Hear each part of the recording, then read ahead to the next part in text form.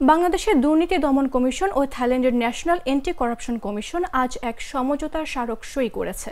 দুর্নীতির প্রতিরোধ ও দমন বিষয়ক আন্তর্জাতিক সহযোগিতা জোরদার করতেই এই চুক্তি স্বাক্ষর করা হয়।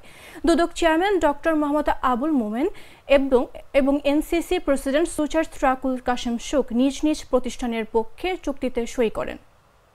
ব্যাংককে অনুষ্ঠিত বিমস্টেক সম্মেলনের সাইডলাইনে চুক্তি স্বাক্ষর অনুষ্ঠানে উপস্থিত ছিলেন বাংলাদেশের প্রধান উপদেষ্টা অধ্যাপক মোহাম্মদ ইউনুস এবং থাইল্যান্ডের প্রধানমন্ত্রী পেতংতার্ন সিনাওয়াত্রা। জাতিসংঘের দুর্নীতি বিরোধী কনভেনশনের ৪৮ অনুচ্ছেদে বর্ণিত আন্তর্জাতিক সহযোগিতা বৃদ্ধির লক্ষ্যে এই সমঝোতার স্মারক সই করা হয়েছে। চুক্তি অনুসারে বাংলাদেশ ও থাইল্যান্ড দুর্নীতি প্রতিরোধের জন্য প্রাসঙ্গিক প্রাথমিক তথ্য বিনিময় করবে, তথ্য সংগ্রহে সেরা চর্চা ভাগাভাগি করবে, যৌথ প্রকল্প গ্রহণ করবে, গবেষণা ও অন্যান্য সহযোগিতামূলক কার্যক্রমে অংশ নেবে, যা দুর্নীতি প্রতিরোধ ও দমনে প্রয়োজনীয় বলে বিবেচিত হবে।